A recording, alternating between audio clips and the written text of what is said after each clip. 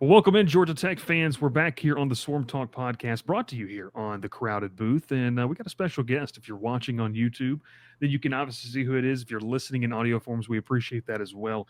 It's former Georgia Tech walk on Josh Sexton. And I had to clarify before he hopped in here. He's still in school, he's still got two classes. So, Josh, we appreciate you joining, man. And like we were joking beforehand, I know you're so glad. You're so glad to walk across the stage and get that diploma. Yes, I'm very excited. Well, let's talk a little bit, man. I mean, obviously, fans can check out your bio over at ramblinwreck.com, but let's talk a little bit about your background first off, kind of when you got to Georgia Tech, and then just what led you to making the decision to want to walk on and continue your playing and academic career at Georgia Tech. Okay, well, I started off high school or out of high school going to Kennesaw, and I transferred to Tech after a year. I didn't have the grades to get in straight up, so I had to take a little side quest. But when I got to Tech, I was joining fraternities and trying to do things to get involved, and I kind of was had some family members that were like, Josh, come on, like you should at least try. Like there's no way there's 120 guys on the team that are better than you and they wouldn't let you on. So I kind of, tried to find a way. It was pretty hard to get a tryout. I mean, Mm-hmm. it was usually big schools like that do PWOs only. So Yeah. I had to, email a whole bunch of people. And one of my grandfathers actually played for Bobby Dodd back in the 60s. So Wow. I was using his connections. And eventually I was able to get into contact with somebody. And there was a tryout in like maybe February or early March, kind of right near the end of spring practice that year. And it was me and I think two other people in the tryout, and two of us made it. So it was pretty exciting. It was kind of a weird journey, but I kind of in the back of my head thought it was a possibility. So I'd been working out and training and stuff just in case the opportunity presented itself. I want to ask you this. I know we didn't talk about this beforehand, but when you get to fast forward to that fall and you guys kind of suit up, what was it like? Because obviously you guys get to dress out for home games and everything like that. Like, what was that like? Kind of a full circle moment. Obviously, you talked about your family having some history at Georgia Tech. What was that like for you? Oh, it was really exciting. The first game was the Mercedes-Benz game Oh against yeah, Clemson.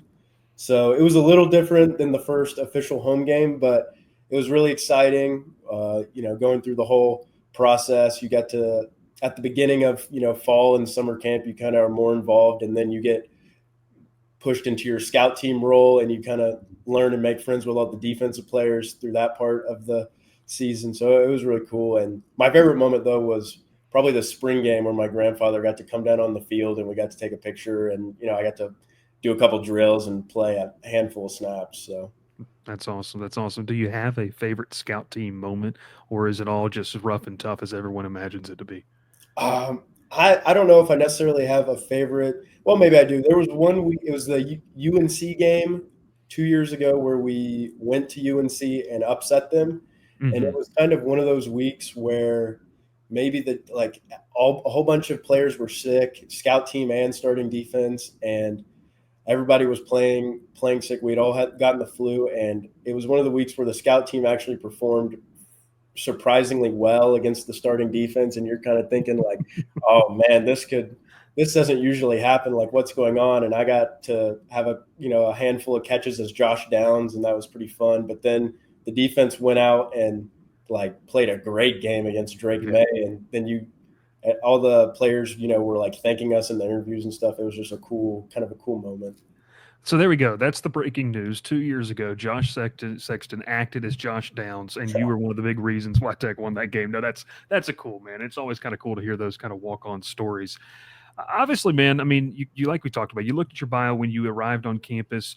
You were part of to the before and the after of Brent Key being named the interim for those final part of the season, which was just a roller coaster to see how Key kind of rallied the troops there in 2022. But then obviously you got to see what it was like when he was named the head coach. Can you provide a little insight of what it was like? I mean, everyone's seen the video as J Bat walks into the team room, but what was it like just among the guys, walk on scholarship players, everyone, when Key was named the head coach? What was that experience like just from your vantage point?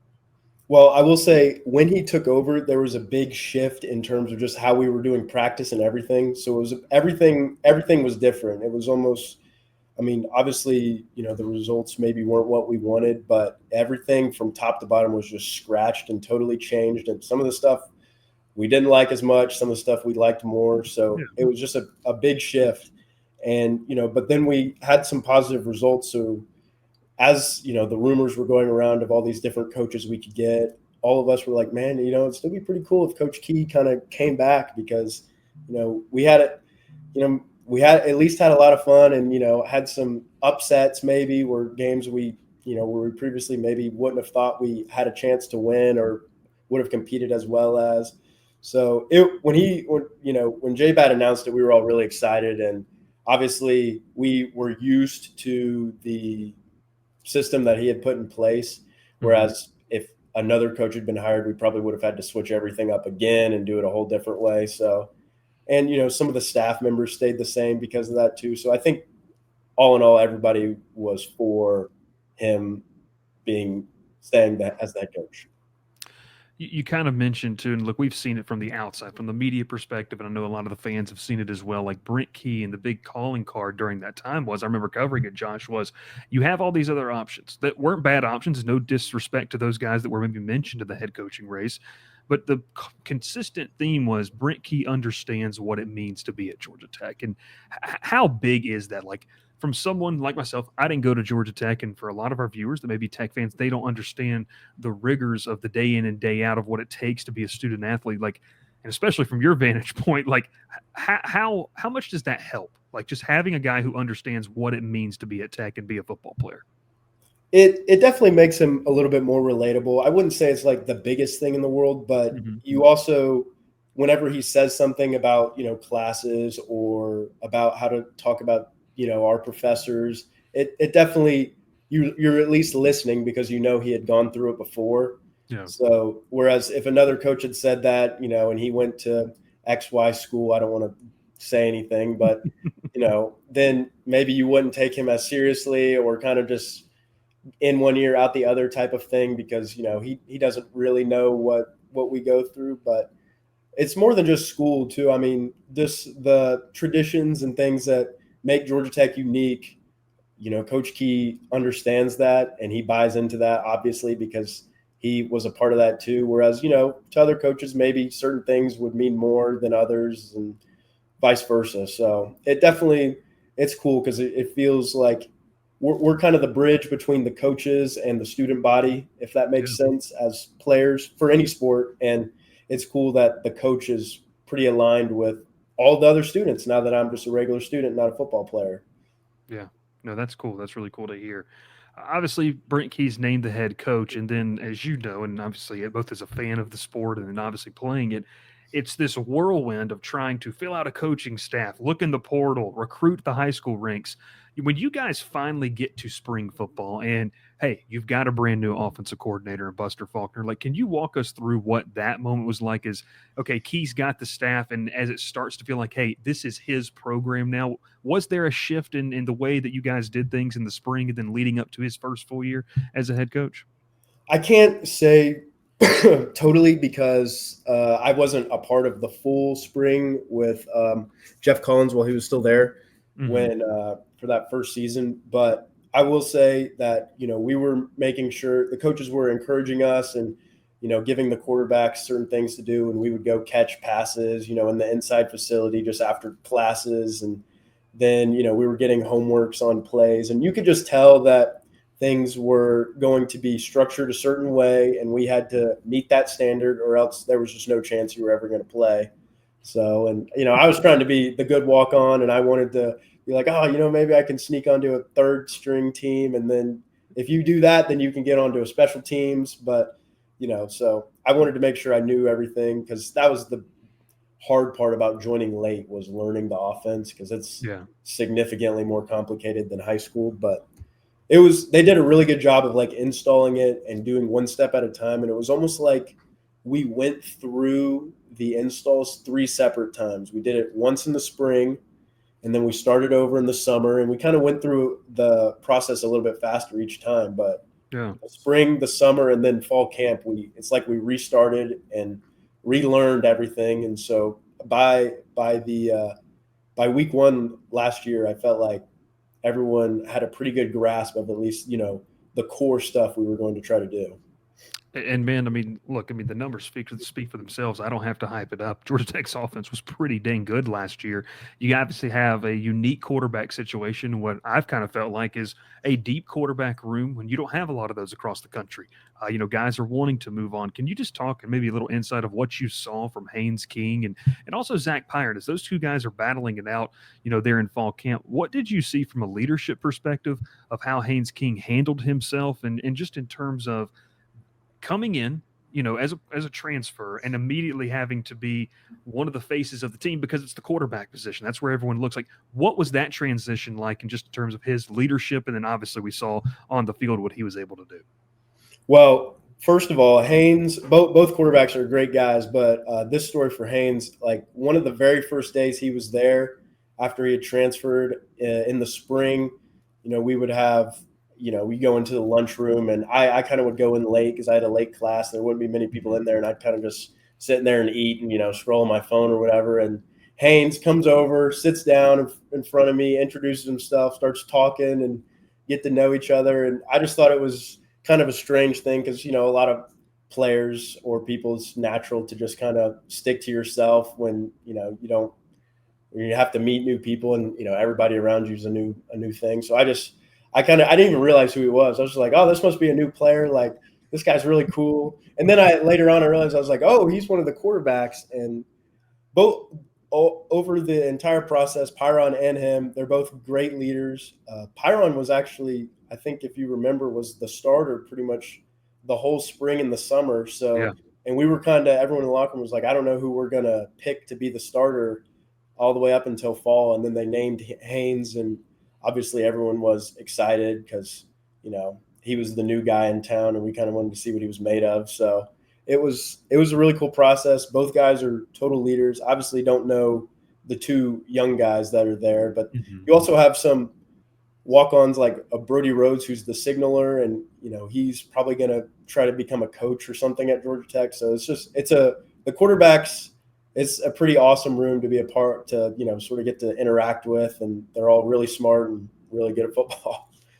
Josh, just want you to know that you just made the people listening to this so excited. This is a Brody Rhodes podcast. Like, our goal is to get Brody Rhodes on the show because the fans love him. I mean, the fans absolutely love him, and I think he's become, just like you said, he's like the signal caller. He's become like that guy that everyone looks at. It's like, could it be Brody Rhodes season? They want to see Rhodes take some snaps. And maybe, hey, if Georgia Tech blows out NC State next Thursday night, maybe he gets some snaps, obviously. But, you hit the nail on the head in terms of leadership perspective. We saw that in the media when, obviously, Haynes King talked to the media, just the way he handled himself in terms of the professionalism aspect. And Zach Pyron as well. I mean, that's not an easy thing to do for both guys going through that quarterback battle. Then, obviously, man, we get to the 2023 season where, the betting odds didn't have Tech doing very well. You guys exceed expectations. Little bit of a roller coaster. There's the loss to Bowling Green. There's big key wins down the stretch. Obviously, that game in Miami that was just crazy and just wild in itself. What did you see out of this team? And as Brent Key is a head coach, just in terms of him growing up, because this is his first true head coaching job, what was special about that 2023 team to be able to get back to a bowl game and win big against a really good opponent? I would say the biggest difference was we had confidence in ourselves to where it didn't really matter who we were playing. We thought we could win, which was kind of, not to say that wasn't the case before, but it was just starkly different from what we had felt previous. Yeah. Coach Key made an emphasis on simplifying things too. And he would always say, if there's a defensive call like that you guys just aren't comfortable with, like, I'll tell them to take it out and we'll just run the ones that you guys know. And sometimes playing simple football with a lot of confidence is all you need to do, especially, when it was everyone's kind of first year under the system. So I would say that was the biggest difference. And, I felt like that's kind of what showed up, where maybe previously we would get down and we kind of couldn't claw our way back up, and we were maybe overthinking things, or just almost like trying too hard. And then whereas if we got down like we did against North Carolina last year on homecoming, it never really felt like we were out of that game. It almost felt like we were winning the whole time. And you kind of looked up at the scoreboard like, what, that thing's lying. Like, are you serious? No, that's cool. And obviously, man, I remember, you guys kind of started the season off, last season and wanted to build some momentum. That game against Louisville, it felt like you guys had it, then slipped away. And I've just told the fans, Josh, and maybe you can shed some light on this from being inside of a locker room. It's all a part of the growth process. Like these things just don't happen overnight, and especially with the turnover that you guys saw in terms of coaches, in terms of roster. Like, can you speak to, for lack of better words, you've lived it. It's hard. Like these things are hard to do and take from practice to the game field. Just kind of speak to, maybe the difference in your viewpoint as a player to whereas the fans, when we watch it on TV, we're like, well, why can't this happen? Well, first of all, let me start off with this. The receivers that are there right now that were on the team when I made the team, this is their, let's see, I joined the team in the spring of 2022, Okay. and it is now the fall of 24. They will be on their fourth wide receivers coach. Wow. I had three in the first like calendar year, and then obviously Coach Crawford left to go to the school down the road we won't talk about, and we have a new wide receivers coach. I've never met him, but so there's a lot of turmoil in terms of like things going on behind the scenes that make a bigger difference than necessarily you realize. I mean, football is still football, but just the different intricacies that certain coaches want you to emphasize versus others kind of can make a big difference, especially if you've gotten used to doing things a certain way. Yeah. But, in terms of everything else, I'm sure the offense is probably a lot more complicated this year than it was last year just because I've never was on the team while we didn't have a brand new offensive coordinator. So yeah. I'm sure things are different, a whole bunch of new calls, new signals. I'm sure that with the strength staff being in there for a second year, everybody's sort of gotten used to the routine, knows what to expect. And another year of doing things the right way makes a big difference in terms of injuries and just overall development. So there's a lot that takes time. I mean, some of these freshman guys, you need them to eat more or lose weight, and that's an ongoing process. So I guess you can't say that's something that any team isn't facing, but Yeah. it takes time. Yeah, no, and I like what you said. You really let Cole pull back the curtain there on so many things. And I've had conversations with coaches like this guy's got to eat more. This guy's got to take supplements. Like it's just things that you can't just overnight, kind of hit the nail on the head, but you have to kind of build that routine. So obviously, man, 2023 was a fun year. It really felt like Georgia Tech kind of, I would say, kind of built the foundation of who they want to be in future years, like really kind of set themselves up as what a Brent Key team would do.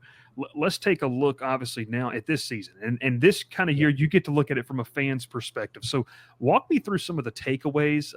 There's been some ups, there's been some downs. But for the most part, and I've told the fan base this, like, if you were sitting here in a situation with 6 wins with 2 games to go, if you would have told yourself that beginning of the season, I think a lot of fans would have said, that's improvement. That's progress. I mean, look, progress isn't always linear, but I do really believe this team has made some strides. What's your assessment of the team this year? Obviously, you're close with some of the guys still, but from the fans' perspective, from your vantage point this season. Well, I just have to say this to begin with. The defense this year, especially these past 4 or 5 games, man, I have blown my expectations out of the water.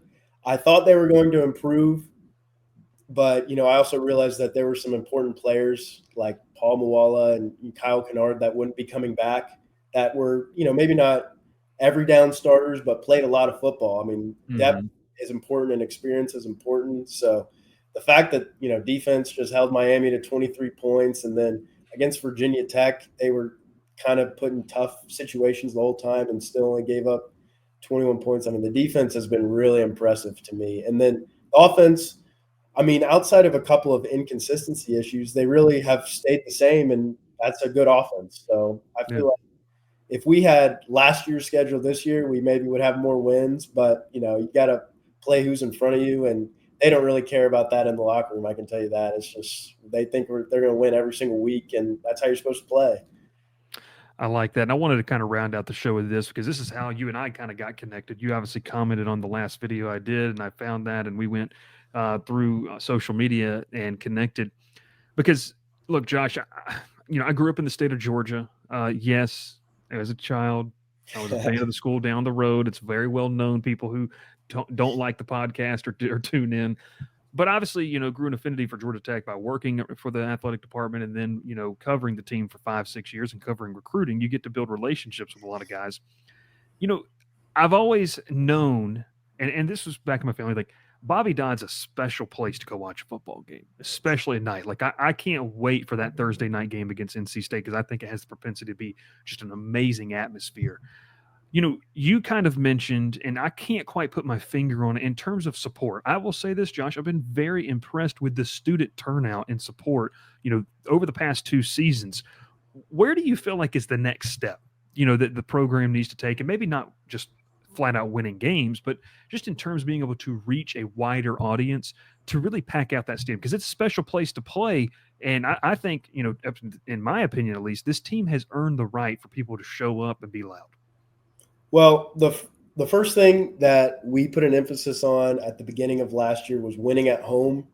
Mm-hmm. Our home record over the past, I don't even know. I mean, before multiple coaching staffs previous has kind of been subpar for what you would expect. And that's not obviously the fans play a part in that, but that's also on, us as the players. So Brent Key has made it an emphasis to win at home. And I think so far this season in Bobby Dodd Stadium, they're undefeated, 4-0. Yeah. The other 2 home games were Mercedes-Benz in Ireland, I guess. But so, I mean, that's part of it. And I think if Coach Key and the team continue to kind of build that culture of, hey, if you come to a Georgia Tech football game at home, you can expect a really good game. Even if they had not beaten Miami last week, I mean, I don't think there had been anybody who had gone to that game if Cam Ward had pulled a Heisman moment, ended up going down and scoring, who wouldn't have been happy that they got to watch, such a good football game. So I do think that's a culture that's starting to build. And then, winning TV games like a Miami or a Florida State game where you're nationally broadcast, that'll get people's attention. And then, just if people started learning about some of the cool things on campus that they do, they had, all these singers and rappers come before games at the hell of a block party. And yeah, I think people are starting to realize that Tech is trying to, put an emphasis on like tailgating and stuff because, downtown Atlanta is not the most congruent with that culture. But, we've been finding a way and it's been fun. And then obviously, like I commented, if we beat Georgia this year, I mean, there would be so many people that would wear a Tech sweater that they've had gathering dust in their closet the day after just to come troll all the Georgia fans. I mean, it would be unbelievable. So I think a win over the Dwags would be massive for the Georgia Tech fan base. Well, and I said I wouldn't get you in trouble, and I don't want to provide bulletin board material, man. But when you look at this matchup, they got to beat NC State. That's where the focus is. They definitely have to. But this feels like an opportunity to go into Athens on Black Friday, a night game. That place is going to be rocking. Yeah. Kind of tell me. I mean, this feels like about as beatable as Georgia's been in quite some time. Well, I mean, I don't want to. I don't want to get you in trouble. I don't want to count any chickens before they hatch, but I think that we are good enough to beat anybody in the country if we play our best football. And then, Georgia has had some down games this year. So if you catch both of those on the same day, I mean, that it could be like a really good game. It wouldn't just have to be a close, hard-fought win. So Georgia Tech has entered the territory where they can beat anybody. Not saying it'll be easy. The coaches are going to have to scheme their butts off, and the players are going to have to play their butts off. But that's what's exciting is even last year we thought we were going to win, and then you look at the game and we were like 1 third down stop away from having a chance to go tie the game in the fourth quarter. So I mean, nothing's ever dead, at least. So I think people should have hope. That's what you got to live by. Josh? Are you going to make the trip over to Athens? I will not. See, I went one time with when I was on the team the first year, every player got a ticket. So I went Hmm. and sat in like the parents section. Yeah. But, you know, I don't think people were scared of us per se. So it wasn't that hostile. But even Ole Miss last year, I went with the same kind of thing. And people were, not as nice. So I'm just not going to put myself in that situation. Don't want to get myself in trouble. I think that the hostility increases when the home fans are scared that the away team could come in and put a whooping on them.